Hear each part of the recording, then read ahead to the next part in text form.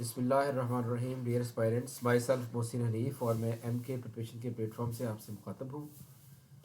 آج ہم جو ہے وہ اسلامک ہسٹری کو سٹارٹ کرنے جا رہے ہیں، اور یہ جو ہماری لیکچر سیریز ہے اس میں ہم اسلامک ہسٹری کی جو کمپلیٹ ٹائم لائن ہے اس کو ہم ڈسکس کریں گے. These lectures will be very beneficial for you people in preparing your exam. اگر آپ ون پیپر کی تیاری کر رہے ہیں یا پی ایم ایس جی کے کی پریپریشن کر رہے ہیں یا کسی بھی اسلامک اسٹڈیز کے لیکچرشپ کی تیاری کر رہے ہیں تو ان کے لیے یہ جو کوسچنز ہیں، آپ کے لیے جو پوائنٹس ہیں، یہ بڑے ہیلپ فل ثابت ہوں گے. تو سٹارٹ کرتے ہیں جی ہمارا لیکچر آج کا. ہم نے جو اسلامک ایراز ہے ان کی ڈویژن کی ہے اور اسی ڈویژن کے حساب سے ہم اپنے لیکچرز کو ترتیب دیں گے. پہلا جو ہمارا پورشن ہے جو لیکچر سیریز کا، that consist of life of holy profit. اب آپ لوگوں کی کنوینئنس کے لیے ہم نے لائف آف ہولی پروفٹ کے لیکچرز کو بھی 3 حصوں میں تقسیم کیا ہے. تو دیکھتے ہیں جی کہ وہ 3 پارٹس کون کون سے ہیں. پہلا پارٹ جو ہے that consist of before declaration of نبوہ. آقا علیہ الصلوۃ والسلام کی پیدائش سے لے کر ان کی جو ہے وہ اعلان نبوت تک، یعنی جو فرسٹ 40 ایئرس کا ایرا ہے اس کو ہم ڈسکس کریں گے پہلے لیکچر میں. دین نیکسٹ لیکچر میں ہم جو ہے وہ فرام ڈیکلیریشن آف نبوہ ٹو مائگریشن آف مدینہ، یعنی جب انہوں نے اعلان نبوت کیا اور اعلان نبوت سے لے کر جب انہوں نے مکہ مدینہ کو ہجرت کی تو یہ ٹوٹل تقریباً 13 ایئرس کا پیریڈ بنتا ہے. تو اس پیریڈ کی بھی ہم جو ہے وہ ایک سیپریٹ سے ویڈیو بنائیں گے. اس کے بعد جو تھرڈ ویڈیو ہماری ہوگی that will consist of migration till death of holy profit, یعنی جو مائگریشن جب کی تھی آقا علیہ الصلوۃ والسلام نے اور اس کے بعد جب ان کی ڈیتھ ہوئی تھی تو یہ تقریباً 10 سال کا ایرا بنتا ہے. تو یہ 10 سال کی بھی ہم ٹائم لائن ڈسکس کریں گے. اس کے بعد نیکسٹ آ جاتا ہے پوسٹ پروفٹ ایرا، یعنی نبی اکرم صلی اللہ علیہ وسلم کی وفات کے بعد کا جو پیریڈ ہے اس کو بھی ہم نے جو 3 پارٹس میں ڈیوائڈ کیا ہے. پہلا ہے راشدون کیلیفیٹ، یہ 30 سال کا پہلا پیریڈ ہے جس میں حضرت ابوبکر صدیق، حضرت عمر فاروق، حضرت عثمان غنی اور مولا علی شیر خدا ان کی خلافت کا پیریڈ شامل ہے. ان کو ڈسکس کریں گے. دین اگلے لیکچر میں ہم امیہ کیلیفیٹ جو ہے وہ اس کو ڈسکس کریں گے اور لاسٹ میں جو ہے وہ ہم عباسیڈ کیلیفیٹ کو ڈسکس کریں گے. تو یہ ٹوٹل ہمارے 6 لیکچرز ہوں گے. تو اس میں جو ہے وہ ہماری کمپلیٹ اسلامک ہسٹری جو ہے وہ ڈسکس ہو جائے گی. اس کے بعد پھر ہم جو ہے وہ کمپائلیشن آف حدیث اور فیمس پرسنالٹیز کے لیکچر جو ہے وہ سیپریٹ سے ریکارڈ کریں گے قرآن کریم پہ، اور جو ارکان اسلام ہیں اور جو اس کے علاوہ انبیاء اکرام ہیں ان کے جب ہم لیکچر ریکارڈ کر لیں گے تو پھر ہماری سیریز جو ہے وہ کمپلیٹ ہو جائے گی. تو ہم سٹارٹ کرتے ہیں جی لائف آف ہولی پروفٹ سے. تو آج کا جو ہمارا لیکچر ہے that is about the life of holy prophet before declaration of نبوہ، یعنی ان کی پیدائش سے لے کر ان کے اعلان نبوت تک کا جو پیریڈ ہے اس کو ہم ڈسکس کریں گے آج. اس سے پہلے کہ ہم لائف آف ہولی پروفٹ کو ڈسکس کریں، ہم اس کو کتنے پارٹس میں ڈیوائڈ کرتے ہیں جی. تو پہلے ہم پری اسلامک عربیہ کا تھوڑا سا دیکھیں گے. بیفور 570 اے ڈی سے پہلے جو عربک کنڈیشنز کیا تھی عربیہ کی، اور اس کے بعد ہم ٹائم لائن کو ڈسکس کریں گے جو کہ آقا علیہ الصلوۃ والسلام کی برتھ سے لے کر ان کی جو ہے وہ نبوت کا جب انہوں نے اعلان کیا 610 عیسوی میں، تو یہ جو تقریباً 40 سال کا عرصہ بنتا ہے تو اس کی ہم ٹائم لائن کو ڈسکس کریں گے. سب سے پہلے دیکھیں جی پری اسلامک عربیہ پیننسولا جو ہے یہ بیسیکلی ایسا علاقہ ہوتا ہے جو 3 اطراف سے سمندر اور ایک طرف خشکی سے گھرا ہو. جس طرح آپ دیکھ رہے ہیں یہ جو عرب پیننسولا ہے، آپ میرے ماؤس کا کرسر دیکھیے، یہ جو آپ رائٹ سائڈ پہ دیکھ رہے ہیں یہ ایکچولی نارتھ سائڈ بنتی ہے اور اس کو خلیج فارس کہتے ہیں. اور خلیج فارس کے ساتھ جو ہے یہ پرشین امپائر شامل ہے. پرشین امپائر کا کچھ جو ہے درمیان میں سمندر بھی ہے، لیکن یہاں پر آپ دیکھ رہے ہیں کہ کچھ اس کا جو ہے وہ بارڈر خشکی پہ بھی لگتا ہے. اگر یہاں پر ایسٹرن سائڈ پہ آ جائیں تو ایسٹرن سائڈ پہ جو ہے وہ یہ سمندر ہے، اس کو ہم کہتے ہیں بحیرہ عرب کہتے ہیں. اور آپ لیفٹ سائڈ پہ اگر آپ دیکھیں گے جہاں پہ ماؤس کا کرسر دیکھیں تو یہ جو ایریا ہے بلو ایریا، یہ جو ہے وہ بحیرہ احمر کو ظاہر کرتا ہے، یعنی اس کو ہم کہتے ہیں ریڈ سی. تو ریڈ سی کے ساتھ کا جو علاقہ ہے سارا یہ ایکسم کا علاقہ، یہ بیسیکلی حبشہ کا علاقہ ہے جہاں پر مسلمانوں نے ہجرت کی تھی. اور یہ جو اس کے بالکل ویسٹ میں موجود ہے یہ ایسٹرن رومن بازنٹائن امپائر ہے جو کہ کرسچنز تھے. جو پرشین امپائر تھی یہ مجوسی تھے، آگ کی پوجا کرتے تھے. اور جو اس میں بازنطائن امپائر ہے یہ بیسیکلی کرسچنز تھے. تو یہ جو عرب کا علاقہ ہے جو پروٹیوڈ کر رہا ہے انٹو دا ریور، 3 سائڈ سے سمندر ہے اور ایک سائڈ سے خشکی ہے، اس کو جو ہے وہ ہم عرب پیننسولا کہتے ہیں. پیننسولا بیسیکلی ابھی بتا چکا ہوں آپ کو، یہ ایسی ٹیریٹری ہوتی ہے جس کے 3 طرف میں سمندر ہو اور ایک طرف میں خشکی ہو. ٹرائبز ان مکہ، مکہ کا جو مین ٹرائب ہے وہ قریش تھا. اس کی آگے برانچز دیکھ لیں. بنی ہاشم جو ہے، بنی ہاشم کا میں نبی اکرم صلی اللہ علیہ وسلم کا تعلق جو ہے وہ بنی ہاشم سے تھا. اس کے علاوہ حضرت علی کا تعلق بھی بنی ہاشم سے تھا. دوسرا جو قبیلہ ہے وہ بنی زہرہ.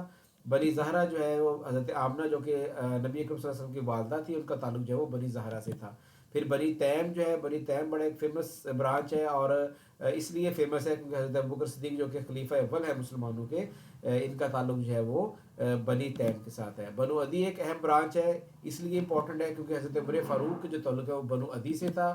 پھر بنو امیہ ایک امپورٹنٹ برانچ ہے کیونکہ حضرت عثمان غنی، ابو سفیان اور حضرت امیر معاویہ، ان کا تعلق جو ہے وہ بنو امیہ سے تھا. نیکسٹ دیکھیں جی، ریلیجیس کنڈیشن آف عربیہ. عرب کی ریلیجیس کنڈیشن کے بارے میں دیکھتے ہیں تو عرب کی جو بیسیکلی ریلیجیس جو کیٹیگریز ہیں، جو اس کے گروپس ہیں، وہ تین ہیں.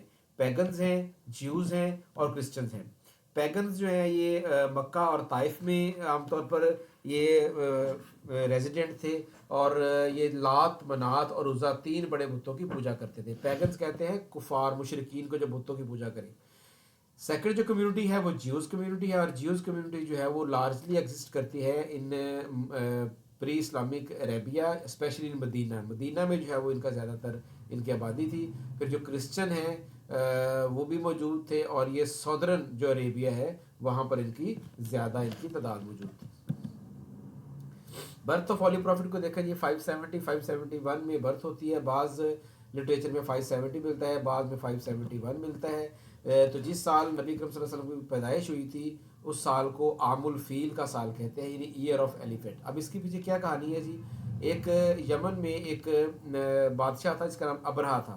اس نے خانہ کعبہ کو تباہ کرنے کے لیے ایک لشکر لے کر آیا تھا یمن سے.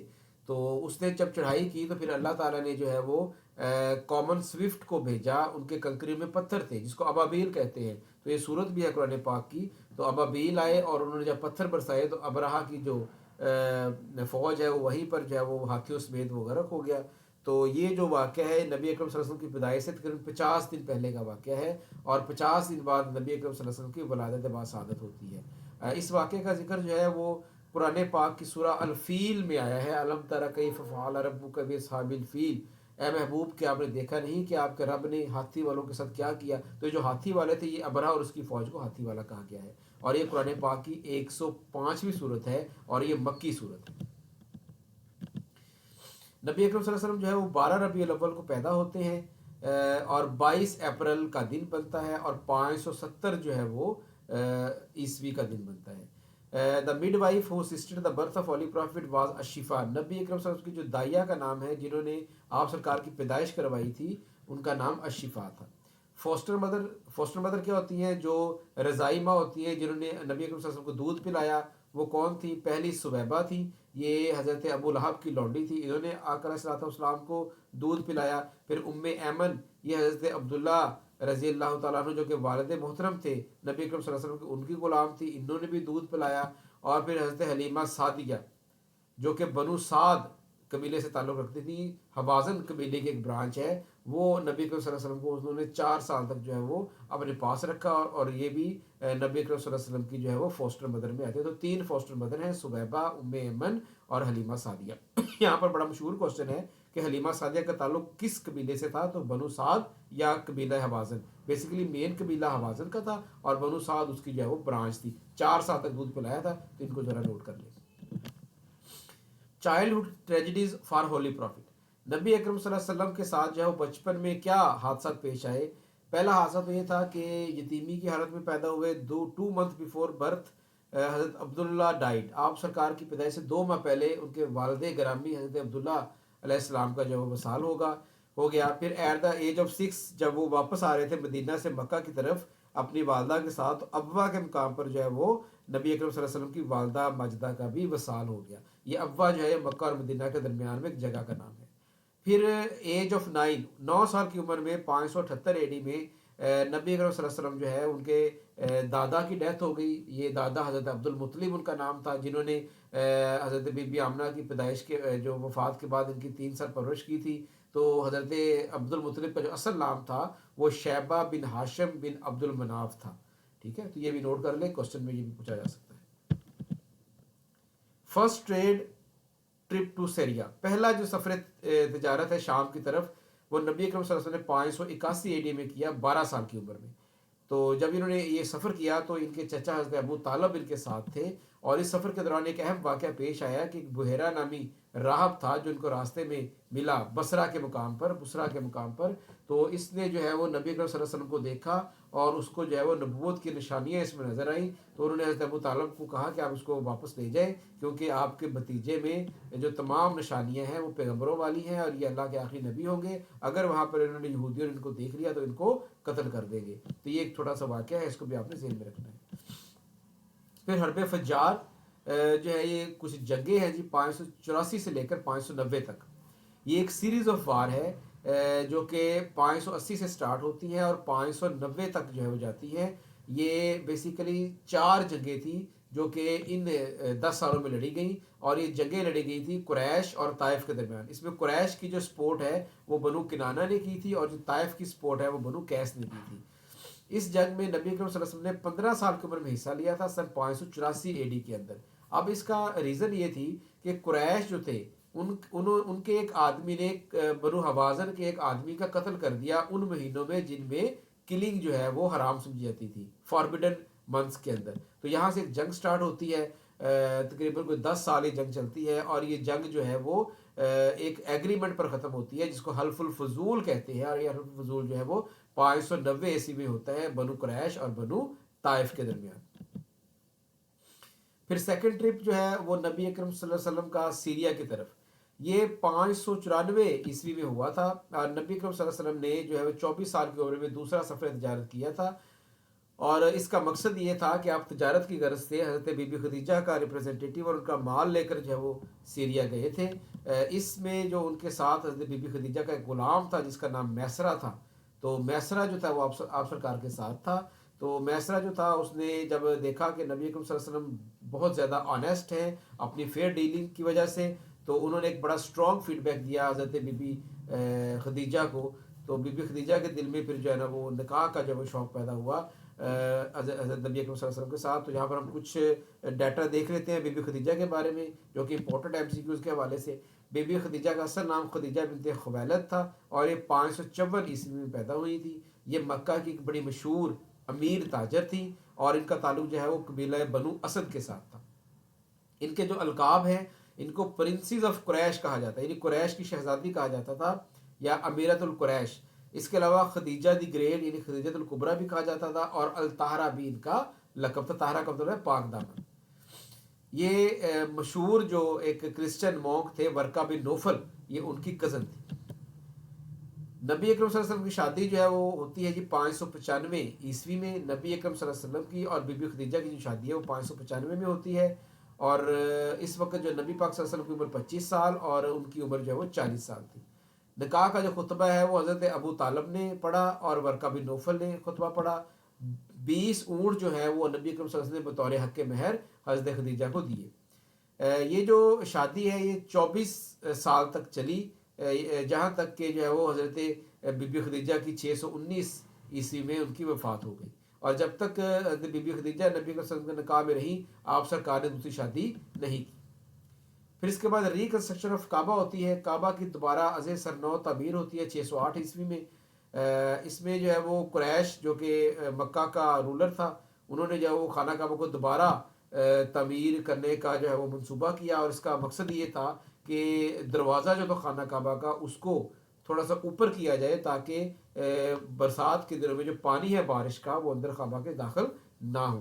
اب یہاں پر بھی ایک اہم واقعہ ہے کہ جب خانہ کعبہ کی تعمیر ہو، کیونکہ خانہ کعبہ اس وقت تمام مکہ کے جو لوگ تھے اور جو ارد گرد کے لوگ تھے ان کے لیے ایک مقدس، اس وقت بھی ایک مقدس مقام تھا، تو انہوں نے بڑھ چڑھ کے حصہ لیا تمام قبائل نے۔ جب حجر اسود جب جاری کرنے نصب کرنے کی باری آئی تو پھر جھگڑا ہو گیا، اور قریب تھا کہ جنگ و جدل ہو جاتا، تو پھر نبی اکرم صلی اللہ علیہ وسلم نے جو ہے نا وہ یہاں پر ایک مشورہ دیا کہ کسی بندے نے مشورہ دیا کہ آپ فیصلہ جو ہے وہ نبی اکرم صلی اللہ علیہ وسلم سے کروا لیں۔ تو آپ نے فرمایا کہ جو کل مکہ میں سب سے پہلے داخل ہوگا وہ ہی اس کا فیصلہ کرے گا۔ تو نبی اکرم صلی اللہ علیہ وسلم جو صبح سب سے پہلے مکہ شریف میں موجود تھے سب کے آنے سے پہلے، تو تمام لوگوں نے آپ سرکار پر اعتماد کا اظہار کیا۔ تو نبی صلی اللہ علیہ وسلم نے اس کا حل یہ نکالا کہ ایک چادر منگوائی گئی، چادر کے اندر جو ہے وہ حجر اسود کو رکھا گیا، اور اس کے کونوں کو مکہ کے تمام جو سرداران تھے قبائل کے ان کو پکڑا کر آپ نے ارشاد فرمایا کہ آپ اس کو لے کے آئیں، تو پھر آپ نے اپنے ہاتھوں سے جو ہے وہ حجر اسود کو نصب فرما دیا خانہ کعبہ کے اندر. تو اس طرح یہ جو جنگ ہے یہ اوائڈ ہو گئی تھی. تو یہ جی ہماری جو ہے وہ ٹائم لائن تھی. آئی ہوپ کہ آپ کا جو ہے وہ اچھا خاصا نالج اس میں بلڈ ہوا ہوگا. اس کے علاوہ جو نیکسٹ ہمارا لیکچر ہے، جو نیکسٹ اس سے آگے سیریز سٹارٹ ہوتی ہے کہ جب نبی صلی اللہ علیہ وسلم نے اپنا جو ہے وہ آغاز کیا اپنی پیغمبرانہ زندگی کا. ویسے تو پیغمبر جو ہے وہ کب سے ہمیں نہیں پتہ، لیکن جب اعلان نبوت کیا تو اس سے اگلا جو ہے ہمارا نیکسٹ انشاءاللہ سیریز ہوگی. نیکسٹ ویڈیو میں ہم اس کو ڈسکس کریں گے. تو اب تک کے لیے اتنا ہی، مجھے دی اجازت. اللہ حافظ.